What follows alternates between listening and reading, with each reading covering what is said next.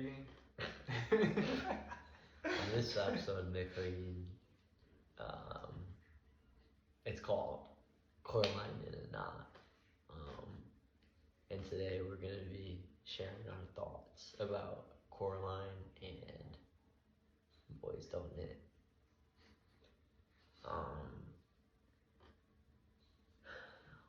Perchance. How did you think about the book before you read it? Before I read it, I thought that it had a cool book cover. Very ominous. What about you? Perchance. Honestly, I thought it was a loser book, but Picked it up anyway. yeah, the only reason I actually decided to start reading the book because it was only 250 pages and the font size was quite large. It looked like an easy book to read. But it changed. Like, I started reading the book and it's actually a pretty good book. Like, I don't know, it's quite good, perchance.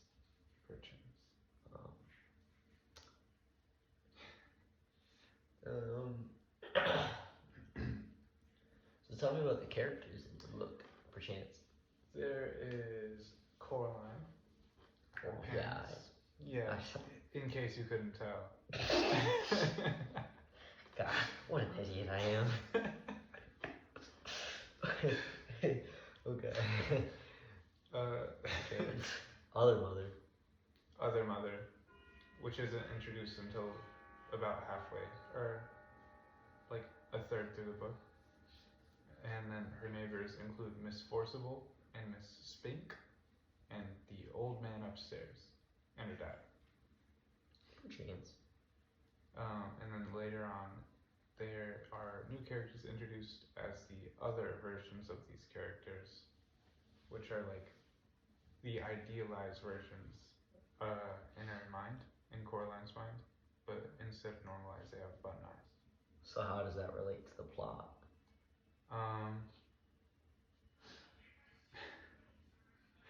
It's kind of, the other mother is revealed to be like a creature by a black cat that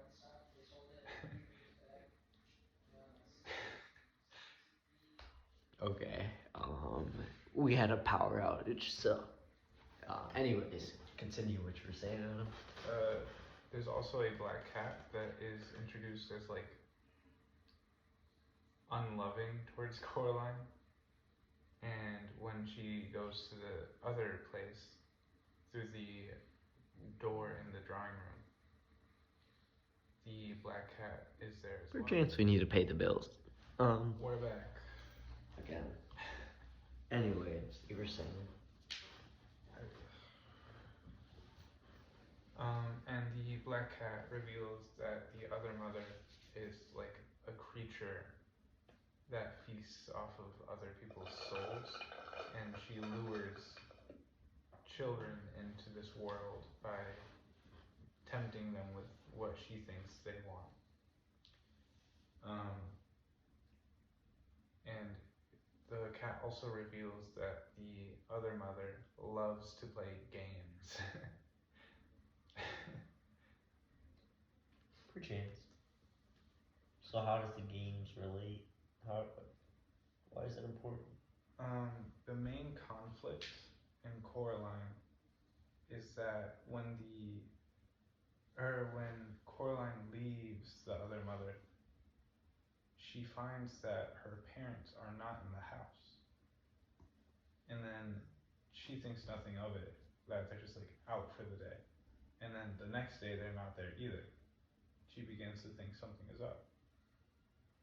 So she goes back to the other mother after realizing that she kidnapped them and asks her to play a game to release her parents and release all the other children's souls. And so the other mother agrees to play this game. Okay. So what could you learn from this story? Like, what would the theme be? That as perfect as something may seem, it may not always be true. I just stained my shirt, so I mean that kind of relates to this Coke. Like, as perfect as this McDonald's Coke is, oh, you can't even see it. As perfect as this McDonald's Coke seems, it just stained my shirt.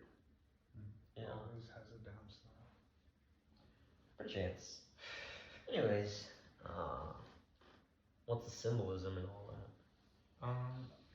The other mother it's very relative to the theme. The concept of the other mother very directly relates to the theme. It symbolizes how perfectness is also not perfect at all, and can lead to harmful effects. So that, like, another theme could be then like appearance versus reality. That's a very common theme in some Shakespeare books like Macbeth, Hamlet. Very common. What about the setting? I mean, you already gave a brief description, but the setting, Coraline and her parents move into this old house that was like refurnished into 4 separate flats, and Coraline and her parents occupy one of those flats. And they don't really go outside of this area that much. But they do go into like the surrounding like garden and field and tennis court. So let's talk a little about your book. Wait. Oh. What about the style of writing in Coraline?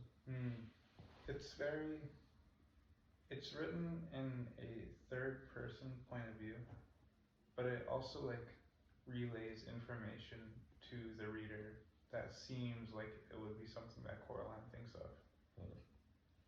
Okay. There's very little humor in it.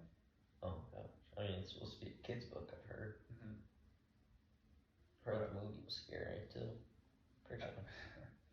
At the beginning, there is a bit of humor where all of her neighbors mess up her name. Instead of Coraline, they call her Caroline. And they just don't get it right. Funny. Truly. Okay. Anyways, about my book, I guess we could start off with the characters in the book. I mean, there's the main character, Ben Fletcher. He's the guy that doesn't knit, apparently. Hence the name Boys Don't Knit. And then they have... Huh? In public. Oh, yeah, in public. In parentheses, in public.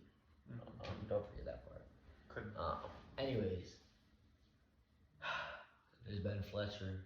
There's his dad. Very controlling. That's what Ben thinks. Like, not really controlling per se.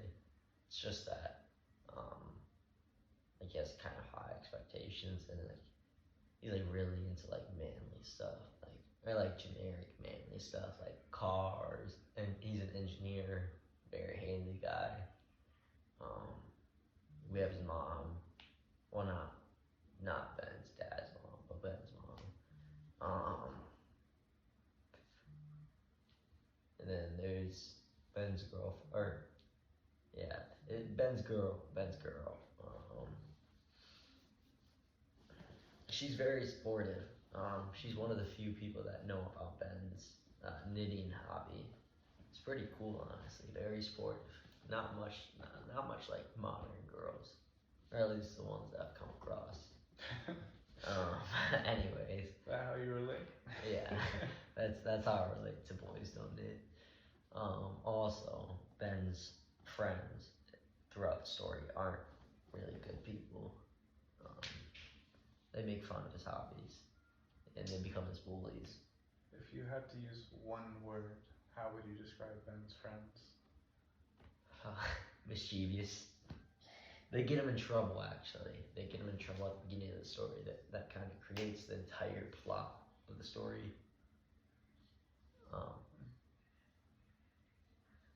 creates the entire plot of the story. It's like when something happens, you know, with a bottle of Martini Rosso, he kind of like steals some alcohol and then crashes his bike, or kind of crashes his bike into a Porsche, and then he gets in probation, all because of his friends, the peer pressure, bad people. And that kind of creates the plot for the rest of the book, because he's required to, he has a choice to take a knitting class or work with his dad, so he chooses the knitting class. And he finds that he actually really likes the knitting, and it becomes his passion. And so that kind of creates challenges, because he doesn't want people to find out his passion. Is that the main conflict? Yeah, actually, that is. There's conflict that builds from it. Like, that's just the stem.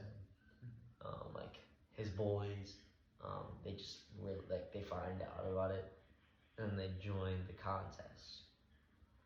No spoilers, but there's a contest actually. They join the contest just to antagonize Ben. What bad people.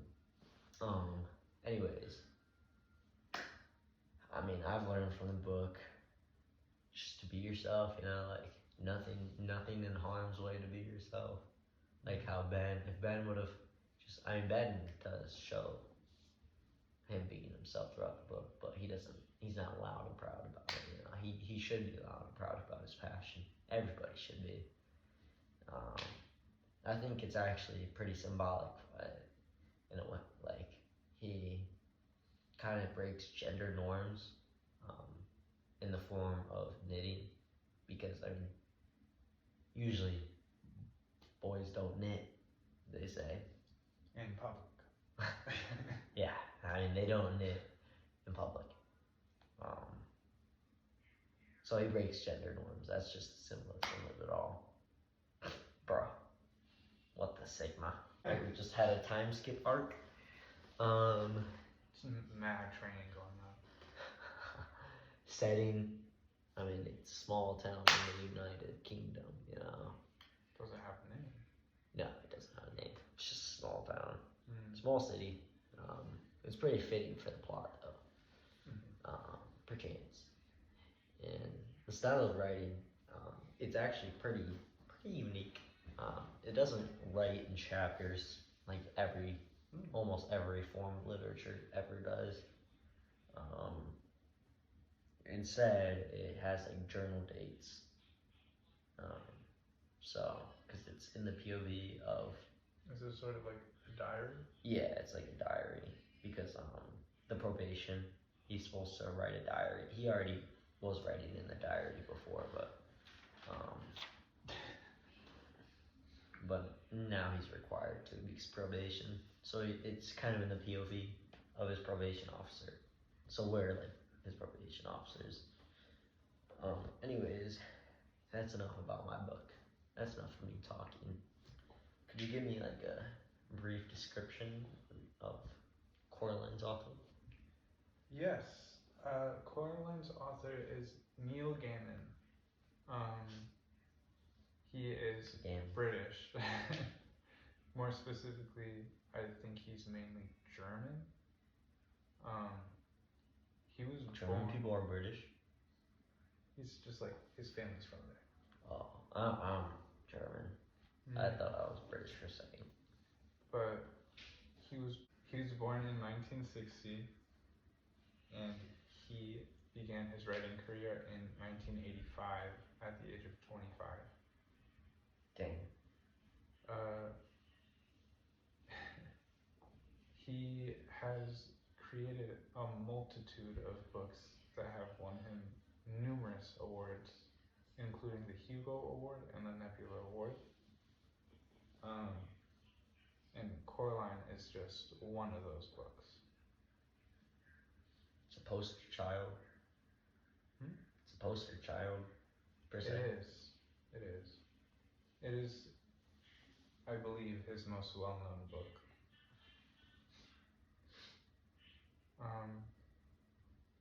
Tell me about your author. Perchance. T.S. Easton. He has 3 kids. Wife. Oh, Neil Gaiman has 4 kids and was Holy cow, divorced shiny. twice. Anyways.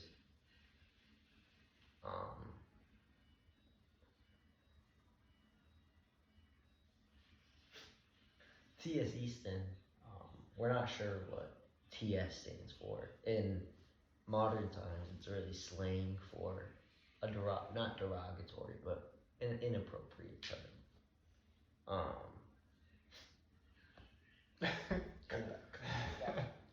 Again. I tell you the whole spiel about T.S. Easton, but I mean, he's written many, many books. He's just that, like. I heard there's a sequel to Boys Don't Knit. Well, I wouldn't call it a sequel per se, but it's really similar to Boys Don't Knit. Here's another creation called Girls Don't Hit. I wonder what that may be about.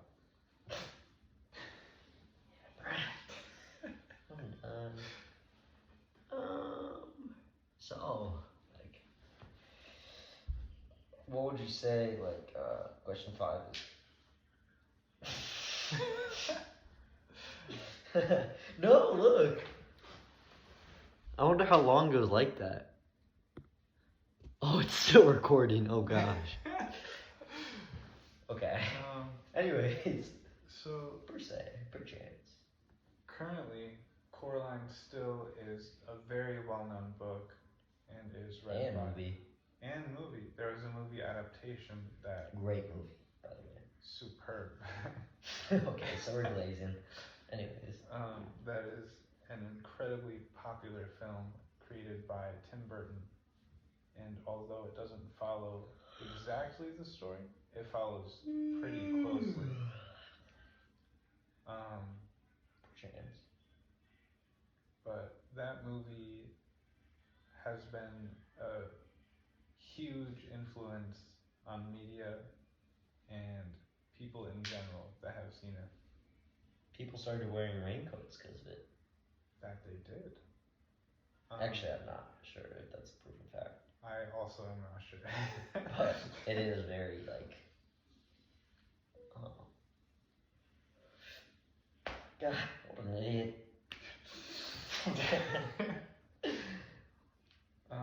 It's very special. Per se, perchance. It has influenced a lot of media and is critically acclaimed. Many hold it very dear to heart. Perchance.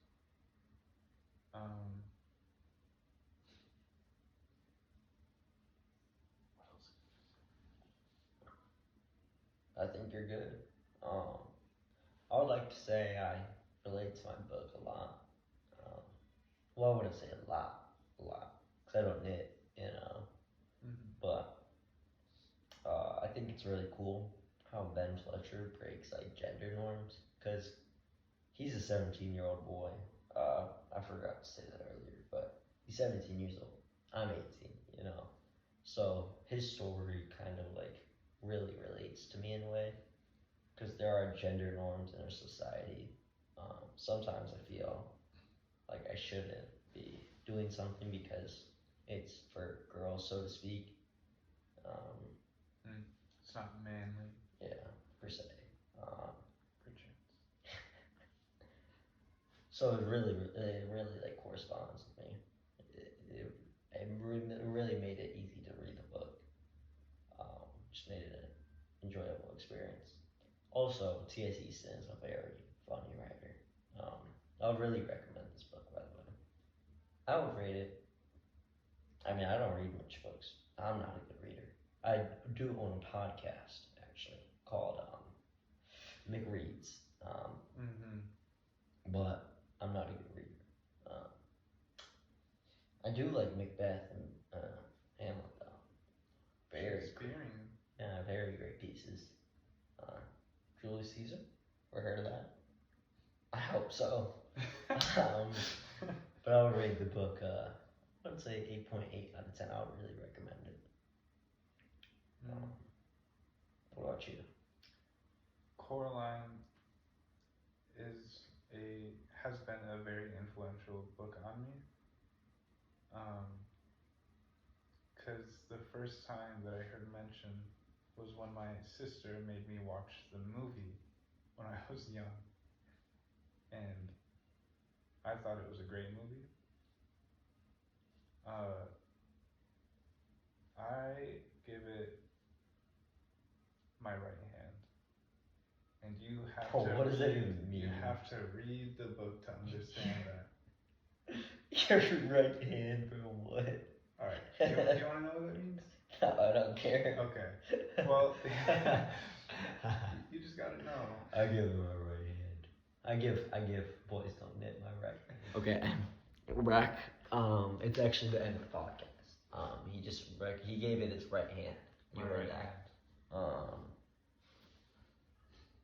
I highly recommend it for anybody that wants a light read. And it's a very short book, so if you're not good at reading like me, it's a good book. It's good to read. It's a children's book, they say. So they do say. But I have like a child's reading them, so. Anyways, thanks for watching our podcast. I hope you watched it in 2 times speed because that was a lot. There probably won't be another episode. No. I mean, this is gonna continue for a long there will be time. For generations. Our kids are gonna carry on. Okay, we're just talking now. Okay, thanks bye. For watching.